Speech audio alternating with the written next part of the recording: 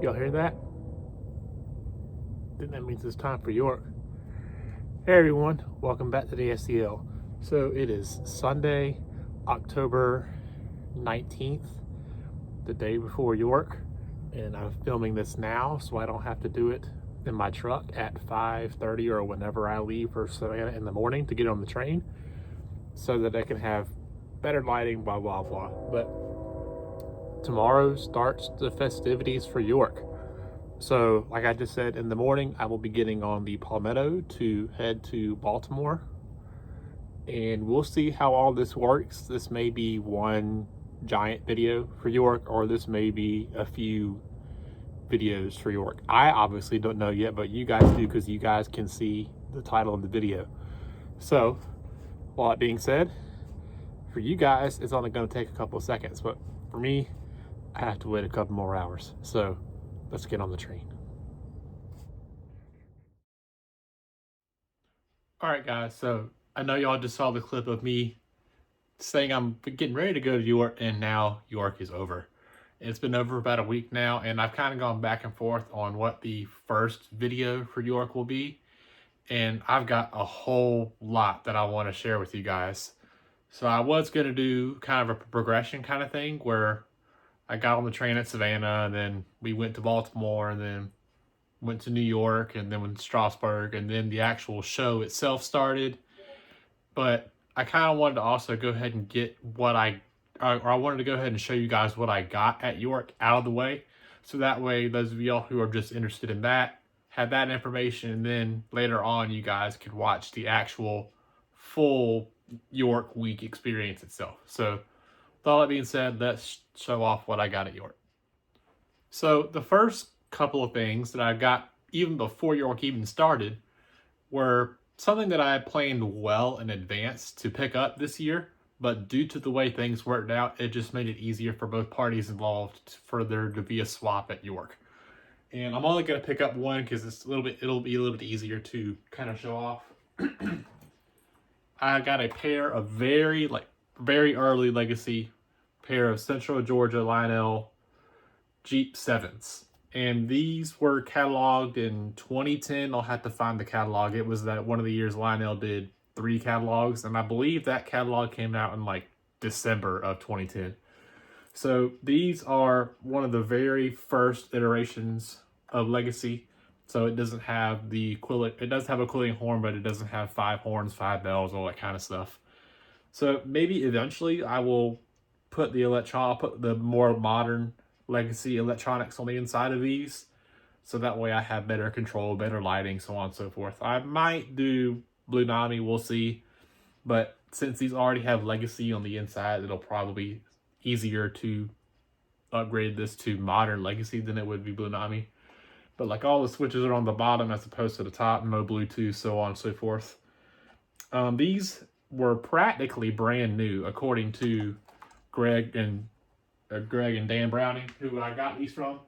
And these, along with another thing that I got from them, belong to a friend of Greg's who unfortunately passed away earlier this year. And Dan reached out to me on Discord and said, hey, we've got these, and before we list them up, we wanted to give you the opportunity to purchase them.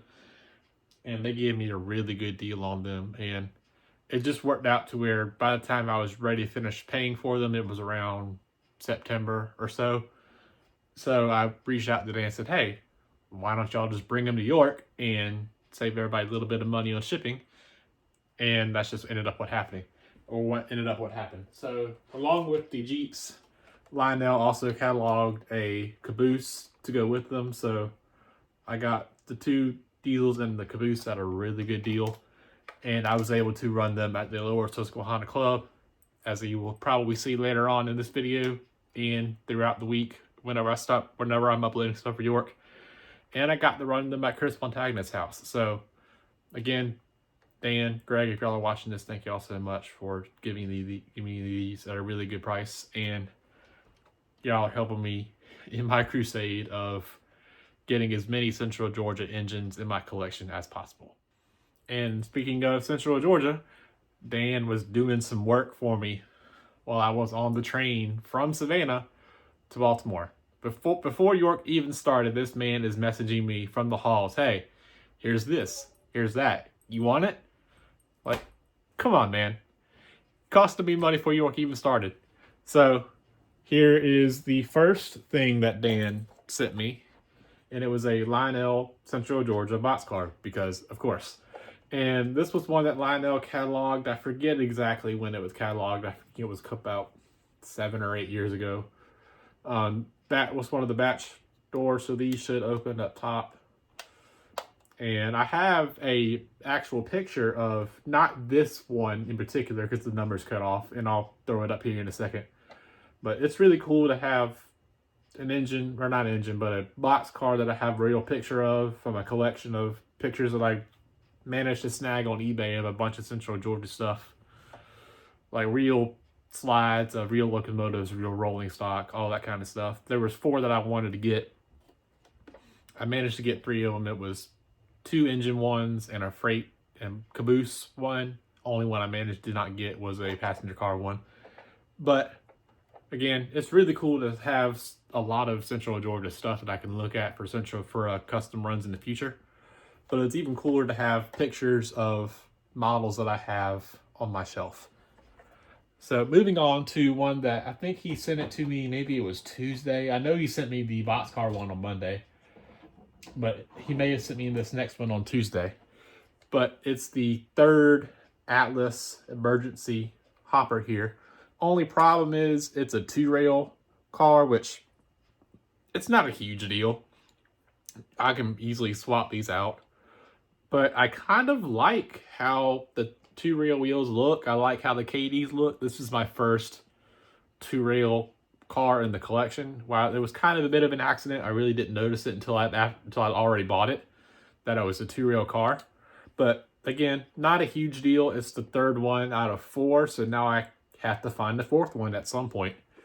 But it's die-cast metal, so it's got a really good weight to it. I don't think it's ever been run because, I really don't know. It's kind of hard to tell on these wheels since they're not like 3-wheel flanges where you can see the wear. But it looks like it was practically brand new because I had to cut the tape on the box, on the flap on the inside of the Atlas box. And the last thing that I got before York actually started was Brian and I went to Strasburg, and you'll see that later on in my little mini series of York videos. We rode 90. So that means at some point I'm going to have to get 90 in all the cars. So this trip ended up costing me a whole lot more money than I ended up wanting to spend. But we went to one of the gift shops in Strasburg, and I was kind of trying to see if I could find something in O scale just to see if it was lying around.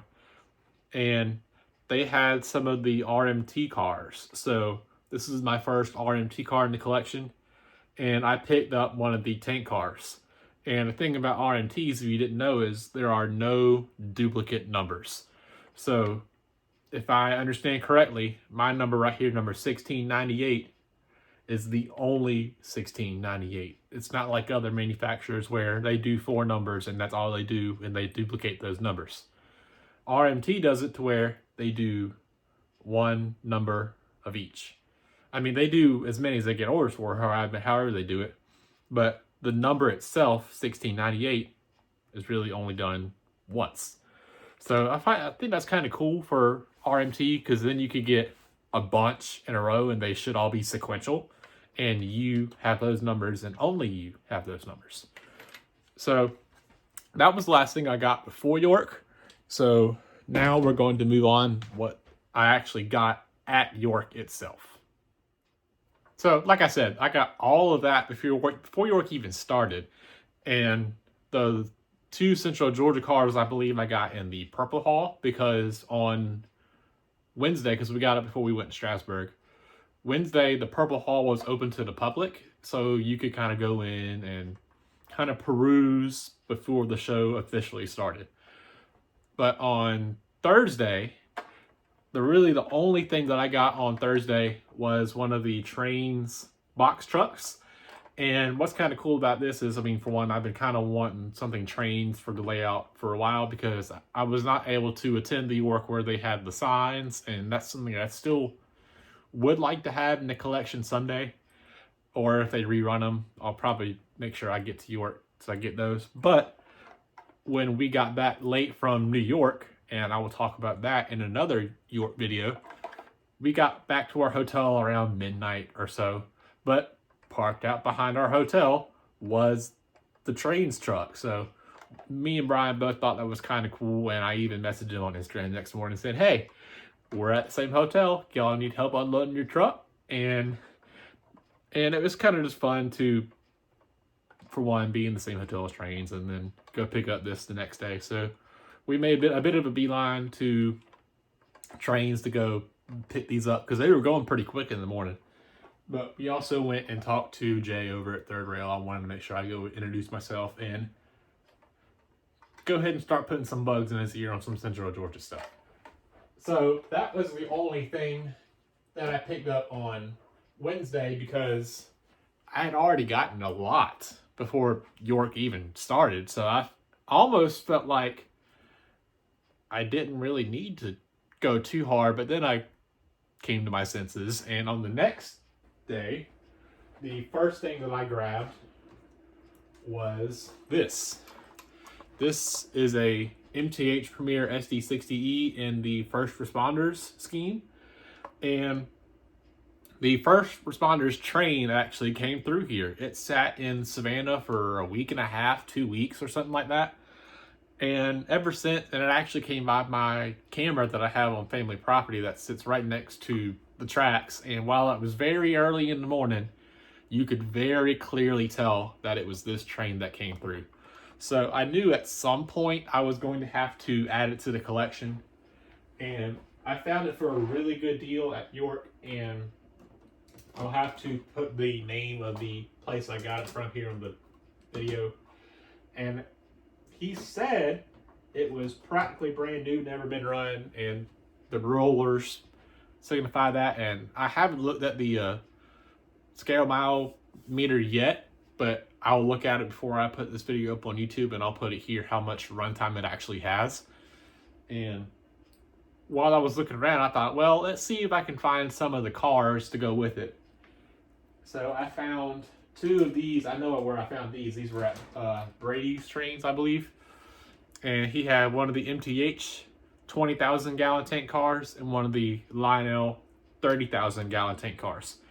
Now, I did ask, because I wasn't sure if I wanted to do the Legacy SD60E or the MTH SD60E, and I talked with Eric after the YouTube panel meet and greet, which I did record all of it, as well as the Blue Nami video, Blue Nami seminar.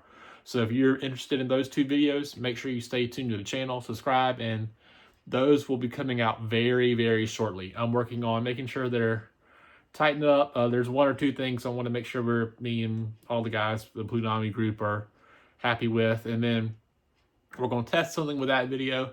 And if it works out, I'm going to do the same thing with the YouTube meet and greet panel. So again, if you're interested in either of those videos, make sure you subscribe because you won't want to miss them. But Eric said that the sounds for the Legacy one were a little bit better, but the color was a little bit wrong because it's Lionel, but whatever. So you can kind of see the difference here. I don't know if the light's going to do very well. You can see how this one's the Lionel one, this is the MTH one. Oh, well, why don't I do it this way? You can see the colors are a little bit off. One's a little more red, one's a little more orange. It's not the end of the world since they're cars, and if I can find the other cars like the box car, I'll just make sure one's on one and one's on the other, and you'll be able to tell the difference. I'll just say one's a little more sun bleached or something like that. But I was happy to pick up those and have some of the train going on there. And the last two things that I picked up at York were these two Atlas Woodside reefers. Can't ever say no to Woodside reefers. So I bought two Northwestern Refrigerator Line reefers here that match two that I already had. They were different numbers and they were in the same scheme. So I thought, why not pick them up and make my train just that little bit longer? So those are the last two things that I picked up at York. Technically, I got the Reapers first, then the cars, but those are the last two things I picked up at York. But I do want to show off what Brian picked up at York because I've got it here on the layout testing it, and I'm only going to pick up part of it because it's a bit of a beast. So Brian went a little hard, and for his first O-scale engine, he picked up a Premier Challenger. Now, this is the very first, as far as I can tell, on their website anyway, this is the first version of the Challenger MTH offered from 1994. So this had the original control or original stuff on the inside, and Chris over at the Lower Susquehanna Club put PS3 in this thing. So it'll run on my layout. It's a little bit dicey on the layout, and I'll have a video for this coming up in the future, as well as videos for all the engines that I picked up. So if you want to see how a Challenger runs on 063 curves, make sure you stay tuned. And the last thing that I grabbed at York was some smoke fluid, because you can never have enough smoke fluid. So I picked up my normal smoke pellet here because that's what I put in most of my engines, just because that's kind of what I grew up smelling whenever I ran my grandfather's engine, and it's just what I was used to. But I did want to try a few new scents.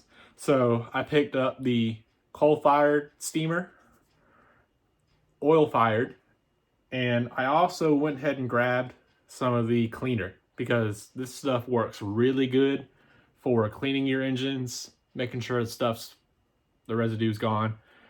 And I used it a lot when I was working on my custom passenger cars to make sure they were clean and things like that.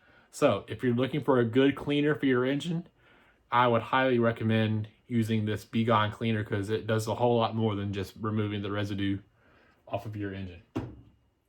So with that, we wrapped up York. We wrapped up our shopping on Thursday. We went to Chris Montagna's and we ran the Jeeps, ran the layout for a little bit, hung out with everyone. Just had a good time, and got up early the next morning with all of our trains.